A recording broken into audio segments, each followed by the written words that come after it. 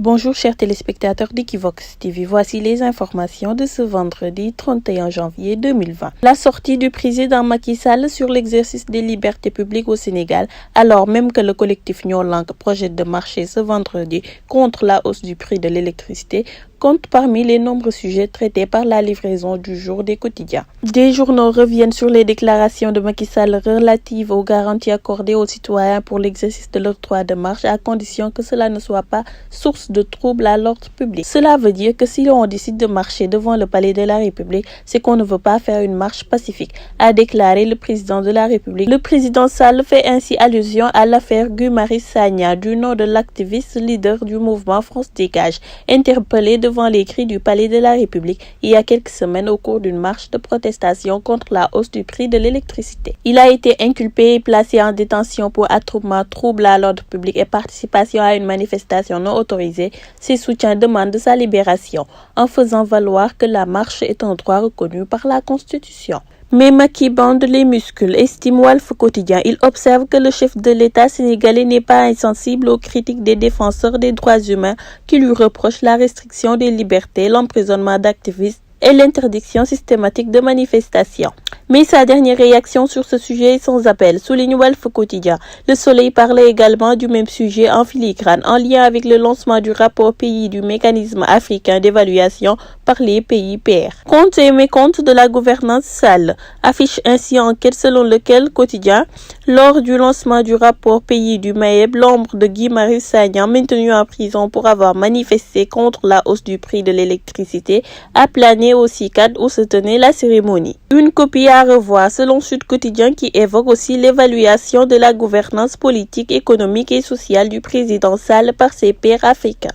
Le journal note que le Mayeb considère que le Sénégal devra faire des efforts dans des domaines tels que la situation des enfants talibés, la promotion des libertés et l'assainissement de la classe politique. Le journal Le Quotidien relève la réserve émise par le président Macky Sall sur l'appréciation que le Mayeb a fait de la gouvernance du Sénégal, arguant que les programmes importants de l'État dans les collectivités locales devraient être pris en compte dans l'auto-évaluation. Mis à part cette remarque, ajoute le même journal, Macky Sall s'est engagé à mettre en œuvre toutes les recommandations des conclusions issues du rapport lancé officiellement hier à Diamniadio. Mieux, le président Sall se veut offensif, manière de donner plus de perspective à cette emblématique de la gouvernance, quand il annonce que le Sénégal vise le top 100 du prochain Doing Business, un objectif qu'il espère atteindre grâce à des réformes qui entreront en vigueur avant le mois de mai 2020.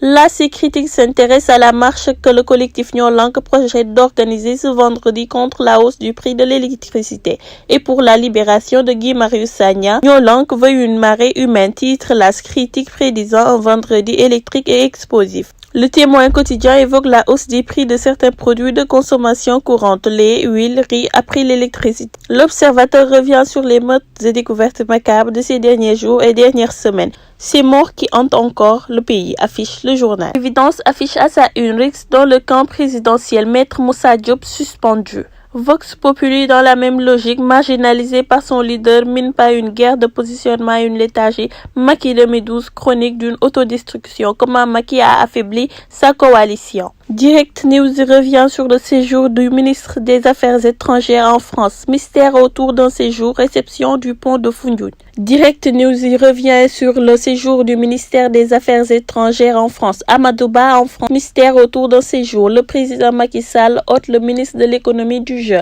Les travaux du terre à l'arrêt. Les parts du marché octroyé aux Turcs dérangent la France. Libération titre à sa une. Marie-Lise BTP de Big Togo et le marché de l'université Amadou Mahtar Mbow. Un rapport de l'ARMP détaille le carnage. Aucun document d'exécution physique ou financière ne figure dans le dossier du marché. L'actualité sportive de ce jour sur le quotidien Record. Portier des Lions, Tony Silva tranche, Edouard Mendy reste le numéro 1. Salif Sané, un roc devenu fragile. Destination tendance des Sénégalais, le FC Sochaux supplante le FC Metz. Chers téléspectateurs d'Equivox TV, c'était tout pour aujourd'hui. On vous donne rendez-vous demain, Inch'Allah.